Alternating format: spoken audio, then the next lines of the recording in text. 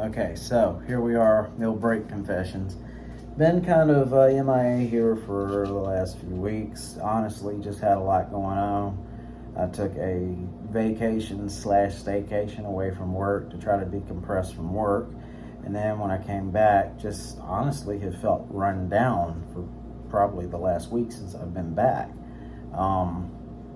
Just feel like I've kind of been going, and probably a little stressed out too. But aside from that, I wanted to talk for a second about getting older. I'm 36, so I'm actually still pretty young. But you know, the funny thing about getting older is watching all the stuff that's already old getting older. I guess that's the best way for me to say it. It's a weird thing. Some of the movies I watched when I was a kid, I was very much into film preservation. I was an odd child, okay? But around the mid-90s, AMC, when it was still American Movie Classics, they actually aired a lot of silent films and so forth. And I got introduced to Buster Keaton and Charlie Chaplin. Buster was my favorite. And Buster Keaton was just a genius. And if you have not looked up his work, you need to. He's the best, in my opinion, next to Chaplin from the silent era. And as far as innovation of film, silent film, gags, comedy, just amazing.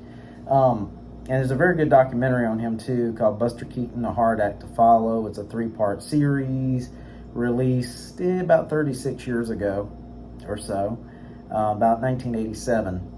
It was by Tim's Television, I think, or something like that, the BBC. Watch it. It's very good. Anyway, what made me start thinking about this too was I heard one of the Buster Keaton fan clubs, they had Buster come back from the dead and do an interview, and it was really crazy because it sounded just like him. And I think they used AI or something like that to, mimic his voice. And it was really fascinating. And he talked about how things had changed. He's been dead since 1966, so almost 60 years. Okay. It would be 57 years. Buster Keaton, though, it got me thinking about how, some of these things, I think the reason why I like more recent history, as in 20th century. I can watch something about Franklin Roosevelt or Theodore Roosevelt, and I can still relate. Go back much further, I have trouble relating. So I think there's a certain point of having, it's kind of still within reach, or I can connect it via my relatives. My great-grandparents, my great-grandfather Turner had a little diary. And when him and my great-grandmother Mabel were dating, there was a little entry, went to the movies and had a lot of fun. And this was around 1919. I think before they got married. So, you see stuff like that. And yes, it's 100 plus years ago, but you can still, it's still kind of within reach. It's still a little bit relatable. It gets to where you can't relate, at least for me, when you start talking about Abraham Lincoln. The man died watching a live play because that's all they had. They didn't have motion pictures. They just got to the point where they could take photographs. So you think about when President Lincoln was assassinated, what we didn't have in this country. Did we even have electricity? I don't think so.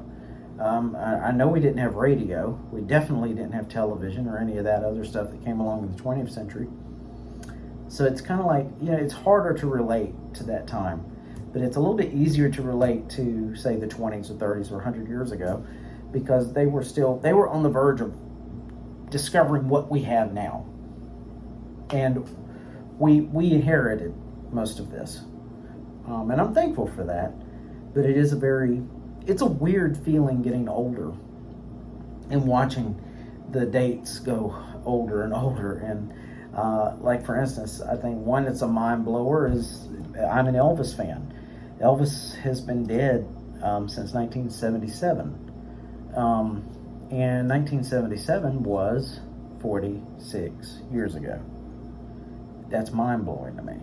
Watching my parents get older is mind blowing. The fact my grandparents were 62 when I was born, and they're both gone now. And if they were still alive, they would both be 99 this year, 100 next year.